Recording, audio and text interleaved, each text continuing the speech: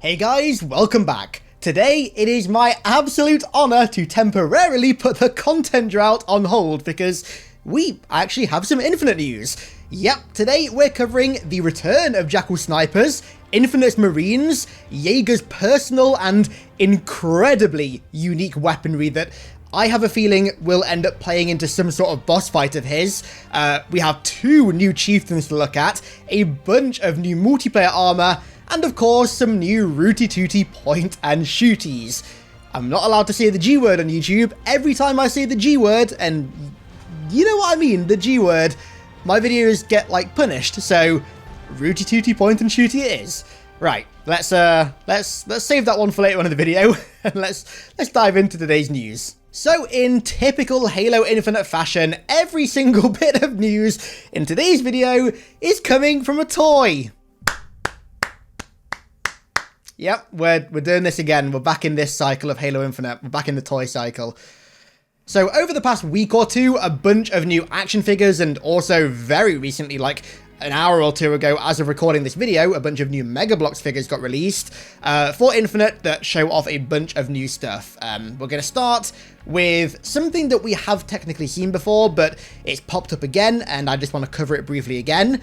And that is the Hydra, or at least what looks to be the Hydra. You can see this chief statue here, holding what looks to be a Hydra redesign. Now, it's not the first time that we've seen this exact model of Hydra thing. Back in February, when we had the first massive wave of Infinite action figures revealed, we saw this exact thing, except in black, being held by a blue multiplayer Spartan. So it's not new, but I just wanted to cover it again because this is actually a better shot of the gun. Now, I'll be honest, I prefer Halo 5's Hydra. I know that probably sounds really hypocritical given that I am not a fan of a lot of what Halo 5 does visually and aesthetically, but I like the Hydra, and this design appears to be a much more muted version of the Hydra. It looks to be a lot more like slimmed down, if you get me. I'm not the biggest fan of it. I do like the little optic on top. I think that could look really cool. But either way, either way, I'm happy to see the Hydra return. I was a big fan of the Hydra in Halo 5. One of the few things that game did well, in my opinion, is adding new weapons. And the Hydra was really fun. So if this is the Hydra, I'm happy to see it back. I'm very happy. Moving on, we have our first look at Infinite's Marines. Technically, we did see them back in 2018, but that was a very early version of Infinite, and as you can see, they've changed a fair bit since then, and in my opinion, for the better. I can't quite believe this, but 243 are... they're using my second favorite Marine design ever. The Halo Wars and Halo Wars 2 cinematic Marines. They've got the mask and the yellow goggles and the helmet and the armor on the shoulders and the chest. This design, I love it. I think it looks fantastic. I also love the camo, like woodland camo BDUs they've got on. I really love seeing camos and BDUs like that in Halo. It really plays into the sort of grounded and semi-realistic aesthetic that Bungie were always kind of going for with their designs, and 243 kind of stepped away from when they took over. It's a return to that, and I love it. I think the BDUs make the Marines look so badass, and dude, the mask, the goggles, that combination, whew, I love this design so much. Oh, and also that knife on the chest plate, whew, whew, whew. Big fan. This design overall looks incredible. Right, now it's time to cover something kind of serious. Jackals. Only thing worse than jackals are jackals with sniper rifles. Here we have our first look at the beloved... Is it blasphemy to say that? Our beloved Jackal Snipers. Here they are. Halo Infinite's Jackal Snipers. And I've got to say, I'm trying to push all the terrifying thoughts back in my head. I love this design. I really like it. The body armor really reminds me of like Halo CEs and Halo 2s and Halo 3s and Halo Reaches. It kind of reminds me of all of Bungie's sort of mashed together. I like the vibrant blue as well. That's going to make him stand out a little bit on the battlefield, which I'm honestly not going to complain about. And then there's the helmet. Now, I've seen quite a few people saying that they don't like how that helmet looks. I don't know what they're smoking. Personally, I love it. I think if all 3 of those like light things, those eyes on top light up, it's going to look really, really intimidating, especially at night. Imagine just walking through a pitch black forest on Zeta Halo in the middle of the night, and then all of a sudden you see a triad of red lights and you realize that there are Jackal Snipers in the area. I think that helmet, especially at night, could end up looking really, really cool. But the biggest thing here is the Stalker Rifle, this red rifle type thing that it looks like the Jackal Snipers are going to be using in Infinite. Now to me, this looks very similar to the Pulse Carbine, almost too similar. I have a feeling that the Stalker Rifle is going to be a sort of variant or modified version of the Pulse Carbine, considering that not only the design similarities there, I mean, look at the two, they are very, very similar, but also, if you remember back in the Infinite gameplay, when Chief walked over, for example, the Pulse Carbine, in this little bit here, it had a bunch of different designations below the tooltip. So the Pulse Carbine, this one at least, was an assault rifle, a plasma weapon, and a burst weapon. So maybe the Stalker Rifle is a variant or a modified version of the Pulse Carbine that instead of being an assault rifle is a sniper rifle, and instead of being burst is semi-auto. By the looks of it, I have a feeling that you're going to be able to change the way that weapons work quite fundamentally, which is something that, at least in campaign, I love the sound of. Overall, I think the Stalker Rifle is a really cool design. I love the Banished Crimson. I just hope that it's not a replacement for the standard beam rifle. I love the classic beam rifle, and I mean, I even like 343's Halo 4 and Halo 5 version, and it would be a shame to have that be replaced by a weapon that looks very similar to another weapon. I don't know, fingers crossed it's in the game. I'll tell you what would be delightfully devilish if there were multiple variants of the Jackal Sniper, some that had beam rifles, some that had focus rifles, and some that had stalker rifles. Ooh, delightfully devilish. Delightfully devilish, Seymour. Moving on, we have another look at Infinite's Brute Captain. Now, there's nothing new to see here. I just wanted to highlight how damn good this captain looks. Granted, I do think it is still a bit too bright red. If it were me, I'd make it more crimson, like a darker tone of red, as opposed to bright, almost vibrant red. It's a bit too bright for my tastes, but the detail on this model is night and day better than what we saw in the gameplay reveal. I mean, I do think it's kind of joke how an action figure has more detail than an in-game model. Not quite sure what went on there, but if this is what the Brute Captain is going to look like in the game, in the final game, then I'm happy, dude. I think this figure looks fantastic, and if it's any indication as to how the Brute Captain is going to look in the final version of Infinite, then I'll be a happy boy. Okay, moving on to the big boys. We have our first look at a new Brute Chieftain. This guy looks incredible. Before we even touch on the armor, I just want to note one thing real quick. This Brute has a bit of facial hair. My man's got a goatee going, so maybe within the Banished or within the Banished sect that are on Zeta Halo, only higher ranking Brutes are allowed to have facial hair. I think that would be a good way to explain why Krieg, for example, was allowed to exist.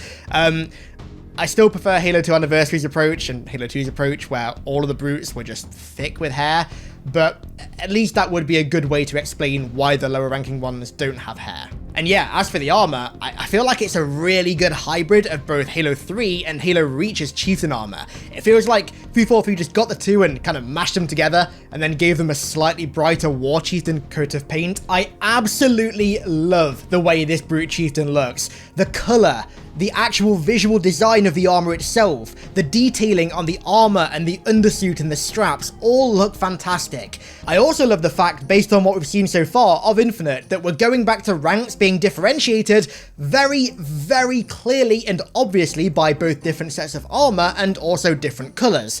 Now, Halo 4 and 5 did have that.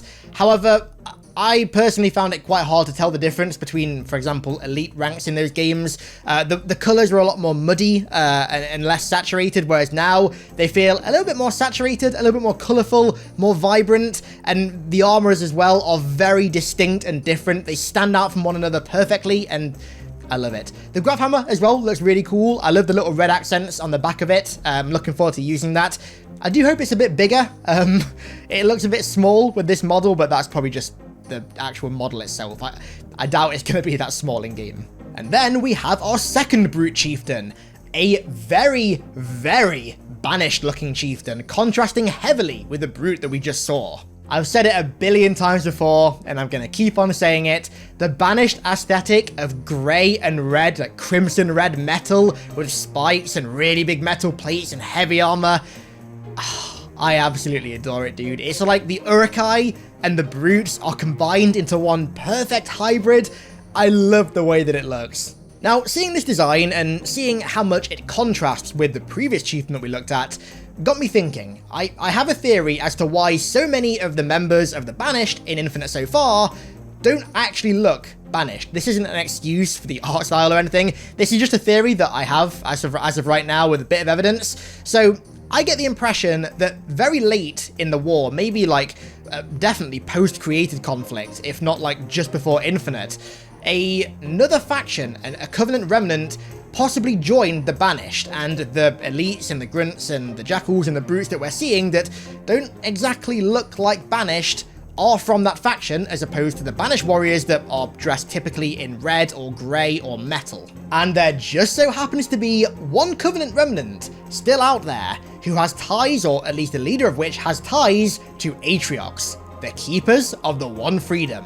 The leader, Caster, a Brute Chieftain, or a Brute Dokab they're technically called, once served as a Stalker in the Blood Stars with Atriox. So, could the less banished looking Banished members in Infinite so far, in fact be Keepers of the One Freedom members who joined the Banished recently? Maybe. I mean, the Keepers were quite devout Covenant believers, they believed in the Great Journey quite strongly, and the Banished are vehemently opposed to any sort of Covenant religious beliefs. So they don't go together like peanut butter and jelly, but I don't know, it's definitely food for thought. Anyways, moving on, we have a new elite rank, and it's a very interesting elite rank, the Elite Warlord. Now, this elite we thought originally was an elite general because the armor looks very, very similar to the gold generals from Halo Reach. But we now know that it's not a general, it's a warlord, or at least it isn't a general anymore. Now, warlord, to me, is not an elite title. An elite warlord sounds weird, right?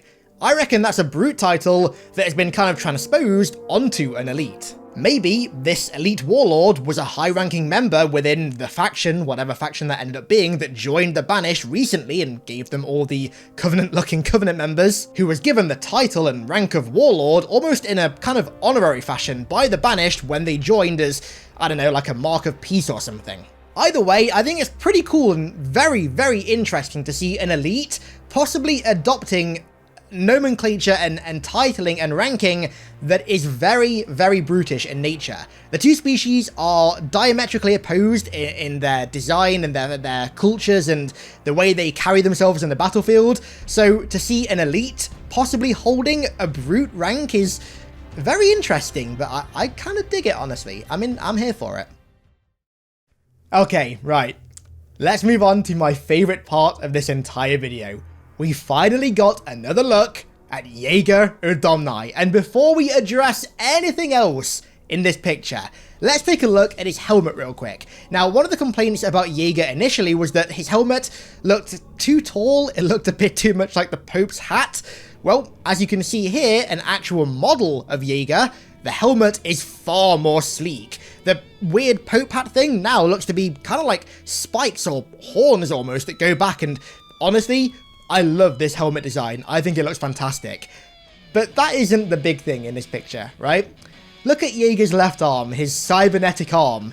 Look at that on his wrist. Now, originally when I first saw this, I thought it was something of like a wrist bleed. Then I thought it was an energy shield or something. And as cool as they both sound, what if it was both, right? Now that might sound crazy. Let me explain briefly. What if Jaeger's arm, his cybernetic arm, is augmented or modified in a way that allows him to create any sort of plasma projection, whether it's an offensive projection, like in this case, like a battle axe type thing, or an energy dagger, or any sort of defensive projection, like a shield? That sounds crazy, it's a bit of a pipe dream, but I feel like if Jaeger was going to be a boss, having his like left arm be able to spawn both offensive and defensive equipment just like that would be so cool. It would kind of act like the Marauder in Doom Eternal, except on steroids, as if the Marauder needed any more steroids. I don't know, that's just a crazy theory. Maybe it's the part of me that really wants to see that Halo CE E3 2000 Elite Shield come into play at some point.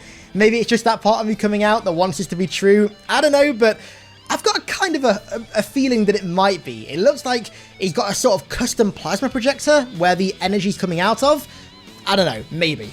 Either way though, besides just how visually just incredible I think this looks, I also love the depth that this gives his character, right? Giving him custom weapons and abilities like this makes him stand out so much. It makes his character so much more interesting and unique than just like a more powerful or a stronger elite. He's so much more than just a more important elite with this. He becomes so much more unique. It makes him stand out on the battlefield as a special elite. You know that he's not just like any regular elite or a slightly high-ranking zealot or something. He is a very unique elite, and you can just tell that immediately by glancing at him. Man, whether Jaeger ends up being a boss fight or not, or just like a regular antagonist, at this point I don't even care. I'm so excited to see what they do with this character. His visual design alone has me absolutely hooked. I can't wait to see what they do with that.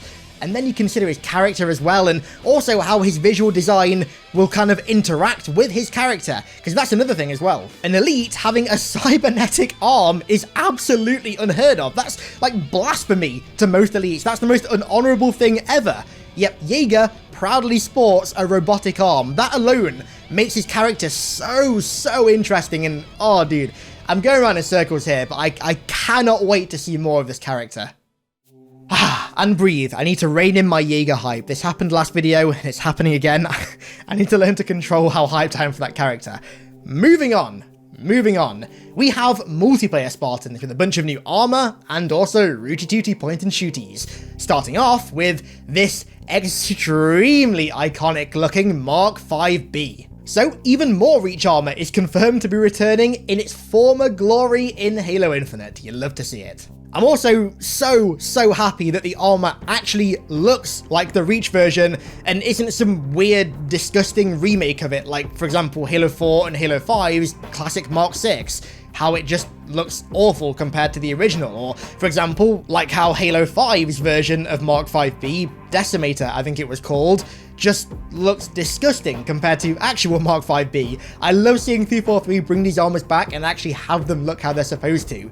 But that isn't all in this picture. We have another thing to talk about, the shock rifle. Now, this thing has been popping up for, God, months now, I think.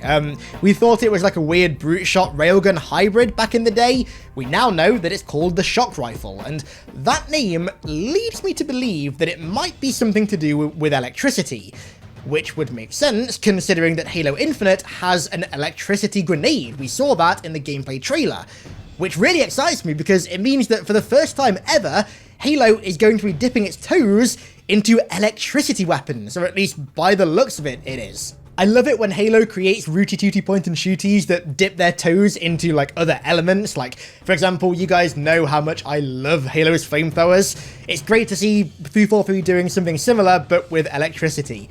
Boy, I cannot wait to shock an entire camp of grunts. That was really sadistic. Moving on, we have another multiplayer Spartan. Now, I think this is Mark 7, white Mark 7, and oh, dude, just before we cover anything else, the actual design of this Mark 7 in white on a black undersuit looks so clean and crisp and just so Halo. I know that's a really subjective term, but to me, 343's armor designs really haven't looked Halo so far. And seeing this, an armor that I genuinely don't think would look even remotely out of place in Halo 3 or Halo Reach, is, it's a sight for sore eyes, dude. This armor is beautiful. Major props to whoever designed this. It just looks so Halo. But moving on to what I actually want to talk about here, the Pulse Carbine. Now, it looks the same, it's not been redesigned or anything. I just wanted to quickly note something that Dan here found. On the floor in New Mombasa in ODST, there is a small newspaper clipping with a bunch of concept arts of different weapons that Bungie were going to put in ODST, or I don't know, maybe even Reach, but didn't end up making it. And as you can see here, that weapon is literally the Pulse Carbine. So first off, massive props to Dan for finding this, and also props to 343 for dipping into Bungie's old concepts for Halo and bringing them to life. I absolutely love that they're doing that. That is such a good idea. Bringing old concepts like that to life and having them be fully realized in a Halo game.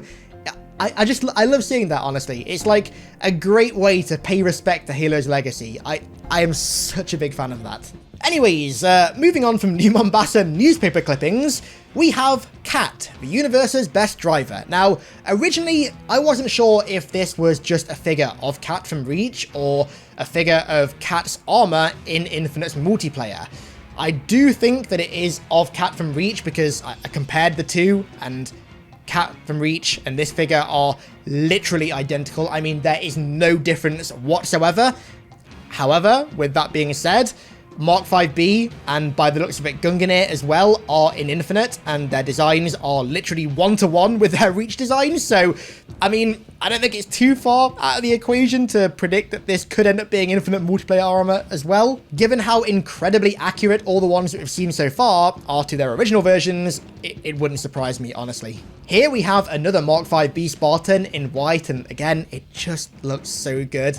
I'm still not a fan of the Commando Rifle, but I'll be honest, seeing this MK.V Spartan holding it does make it grow on me, just a little bit. Okay, moving on to our penultimate reveal of today, we have a new Rooty Tooty point and shooty. Mother of God, I can't believe I'm saying that. We have the Disruptor. Now, the name Disruptor to me doesn't sound like an offensive name. That isn't what you'd call a gun whose sole purpose is to just output raw damage. That's what you'd call a gun that, as the name suggests, disrupts.